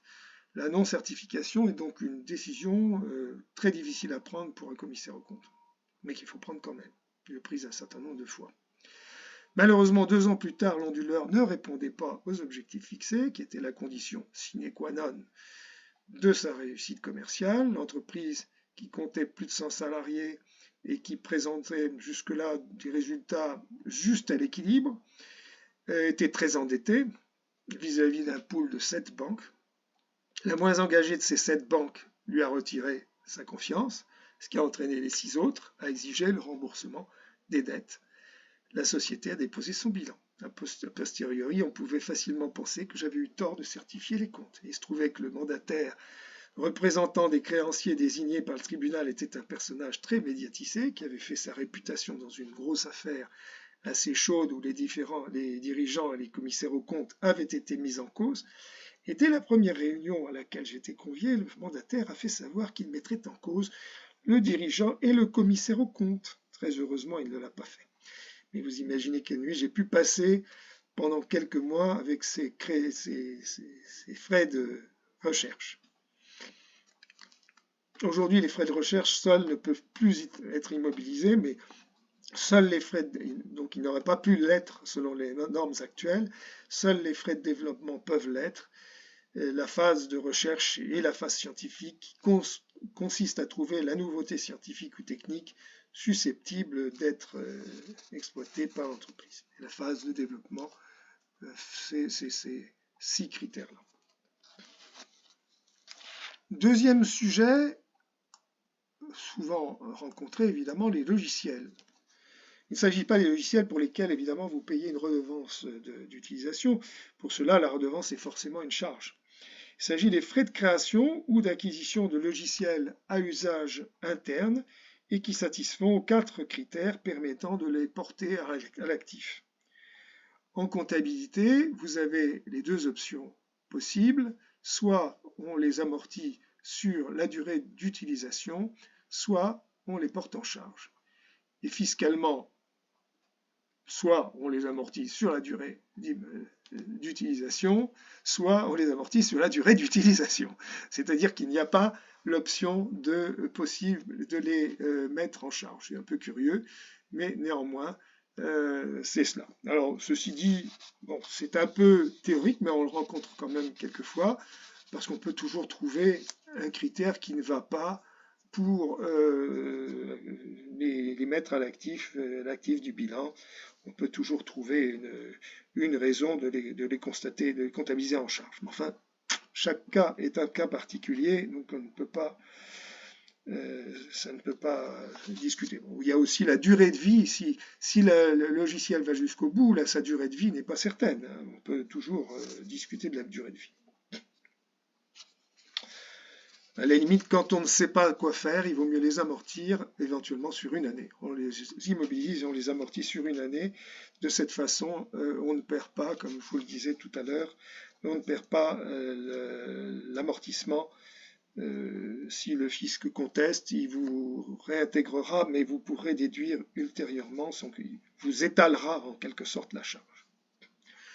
Troisième sujet, la création de sites internet, théoriquement obligatoirement immobilisables, mais encore une fois, s'ils répondent aux critères d'activation, quelquefois vous pouvez essayer de faire en sorte qu'ils n'y répondent pas. Pour un site internet, il y a un seul choix, mais clairement, s'il s'agit d'un site de simple présentation de l'entreprise, l'obtention d'avantages économiques futurs est complètement discutable et surtout il ne se mesure absolument pas. Donc là, c'est carrément exclu. Si par contre sur un site marchand c'est différent, il va permettre de réaliser des ventes, mais au moment de sa conception, si vous vendez en boutique ou si vous vendez sur catalogue, sur papier, enfin vous allez me dire qu'il n'y en a plus beaucoup maintenant, on n'est pas sûr que pour la clientèle qui vous concerne, le site internet soit une réussite, donc vous n'êtes pas forcément obligé de l'immobiliser. Quatrième sujet, les pièces de rechange. Une entreprise peut choisir d'acquérir des pièces de rechange pour du matériel sans en avoir un besoin immédiat. 2 possibilités. Vous achetez des pièces dont on n'aura peut-être jamais besoin parce qu'elles couvrent un simple risque de panne ou de casse. Ça se produira peut-être jamais, mais vous avez choisi de vous stocker en pièces détachées pour vous prémunir contre un arrêt de votre production.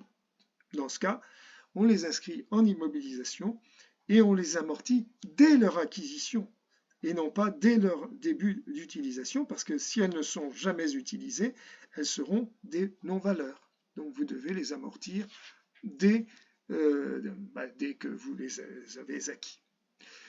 Par contre, pour des pièces qui doivent remplacer un composant, des pièces d'usure qui devront être changées, dans ce cas, on les inscrit en immobilisation, mais on ne commencera à les amortir qu'à partir du changement de pièce, comme on le fait pour un composant. Bien sûr, si le matériel correspondant à la pièce de rechange disparaissait de l'actif, la pièce de rechange devrait être mise au rebut ou vendue. 5e sujet, la provision pour gros entretiens et grandes révisions avant 2005.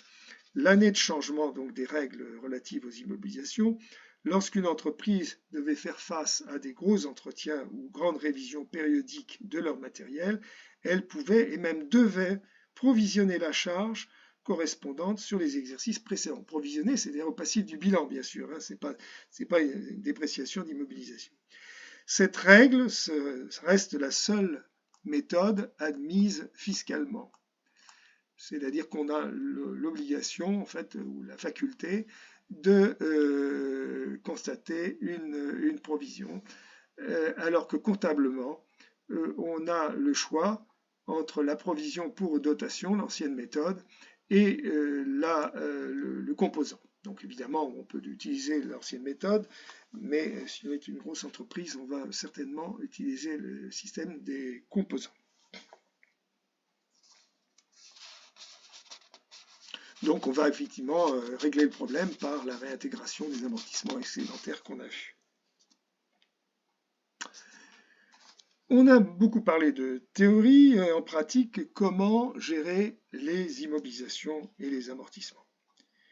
Pour faciliter l'identification des biens immobilisations et le contrôle des existants, il y a une bonne pratique qui est le référencement, c'est-à-dire d'adopter une numérotation ou un alpha, des caractères alphanumériques chronologiques qui sera porté d'abord sur la facture ou la ligne de facture correspondante, ensuite en référence de l'écriture comptable, bien sûr, pour qu'on le voit dans le grand livre, sur chaque ligne du tableau d'amortissement, et aussi pour du matériel et du mobilier sur ce matériel lui-même, par une étiquette adhésive. Il en existe des spéciales qui ne s'arrachent pas et qui permettent de faire un inventaire dans de bonnes conditions. Parce que très souvent, moi j'ai fait des inventaires d'immobilisation, mais vous ne savez jamais ce que c'est. Vous avez le libellé, l'intitulé du bien dans le fichier des immobilisations,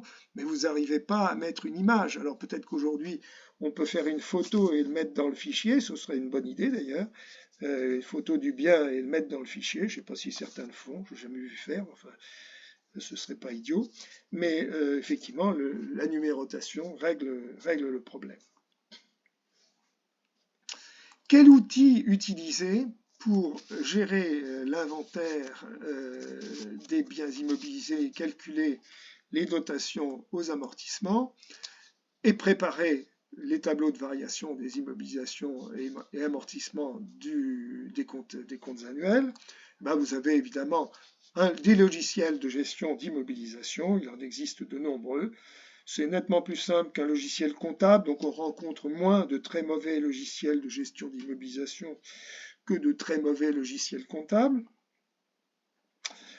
Ou si le nombre d'immobilisations est limité, et si vous maîtrisez, attention quand même, prudence, avec Excel.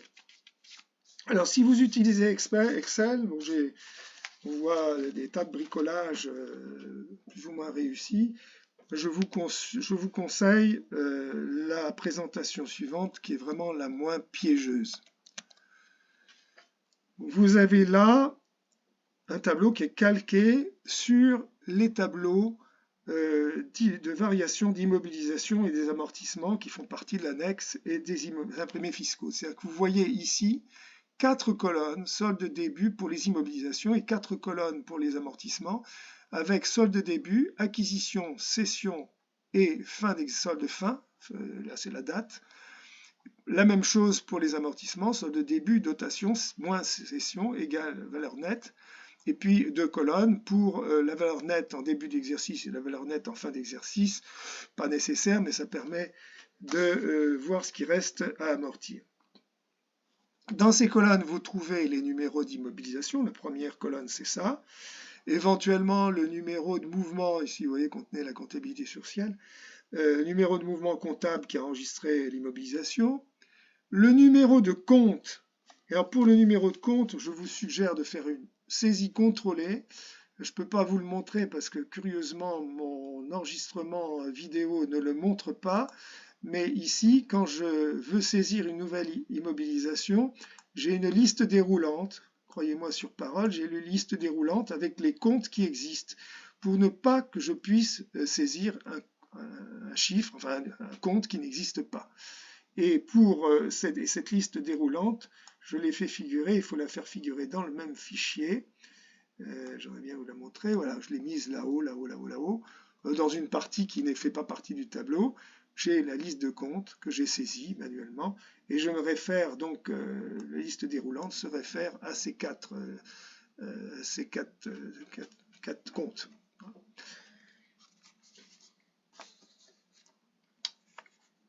Vous avez, alors bien sûr, vous pouvez avoir mis des filtres et le numéro de compte. J'ai mis toutes mes immobilisations dans le même tableau.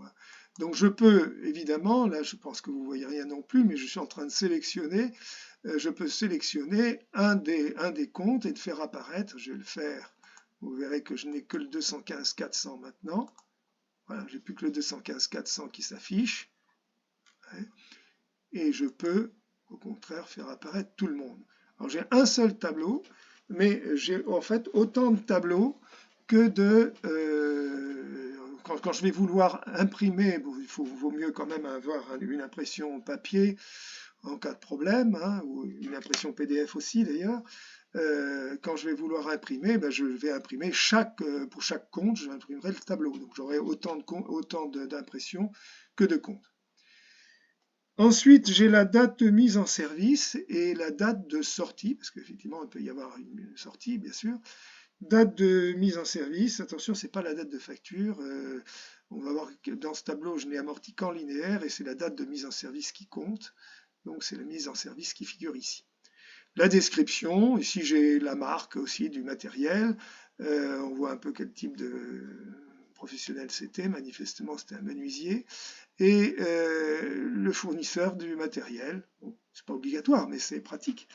La durée de l'amortissement, donc ça bien sûr c'est saisi. Le taux d'amortissement se calcule évidemment, c'est 100% divisé par 3 ans. Le prorata qui se calcule, ici c'est du 1 partout. Est-ce que j'ai, bon, il n'y a que du 1 parce que c'était des immobilisations acquises avant 2024. En fait, le prorata se calcule par différence entre la date de fin d'exercice et la date de mise en service. Et donc après, votre dotation aux amortissements va se calculer toute seule.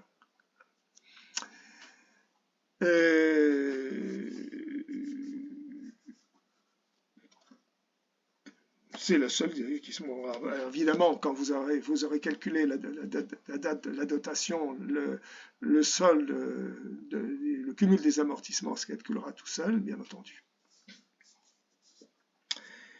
Et les totaux sont en sous-totaux pour que, d'ailleurs, vous avez peut-être, je ne vous l'ai pas fait remarquer, quand je sélectionne, regardez les totaux ici, vous voyez que c'est sous-total, c'est la formule, j'ai mis la formule, je ne peux pas vous la montrer, ouvrez la parenthèse 9, et puis pour toute la colonne jusqu'à 979, je ne sais pas pourquoi 979, j'aurais pu mettre 1000, ça vous totalise. Alors bien sûr, les totaux, il faut toujours les mettre en haut, parce que sinon, quand vous rajoutez une immobilisation, vous flinguez votre formule, donc il faut qu'elle soit valable pour un nombre important d'immobilisations, vous n'avez plus rien à toucher. Et là, vous voyez, je vais sélectionner uniquement, par exemple, des installations de 11800, pof, j'ai que des installations et mon total, évidemment, a changé. Voilà. Alors, quand je commence un nouvel exercice, le premier truc à faire, c'est de récupérer les cumuls d'amortissement, la colonne 31/12/2024, et de faire une copie en valeur, c'est le collage spécial en valeur des montants, pour que vous redémarriez avec le solde début égal au solde fin de l'année précédente.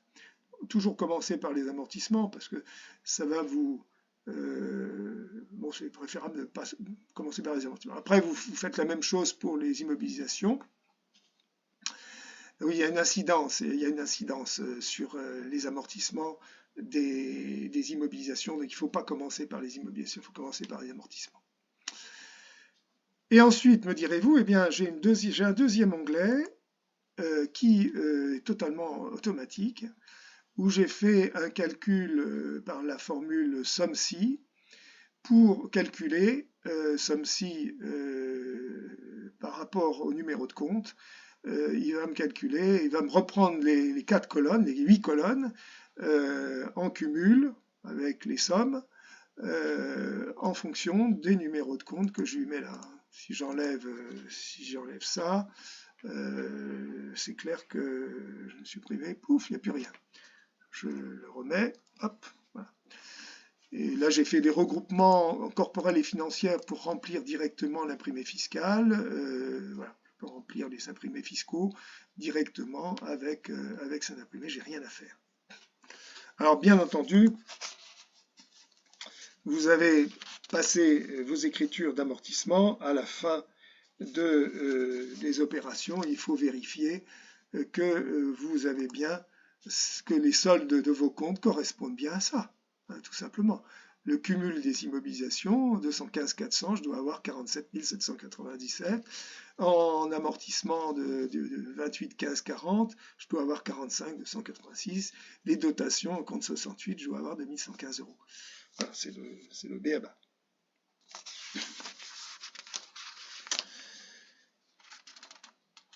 Voilà, nous arrivons au bout de cette deuxième partie,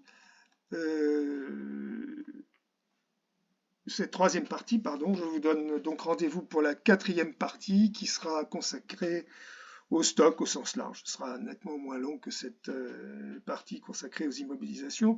Et il y aura une cinquième partie pour divers sujets importants pour l'arrêté des comptes.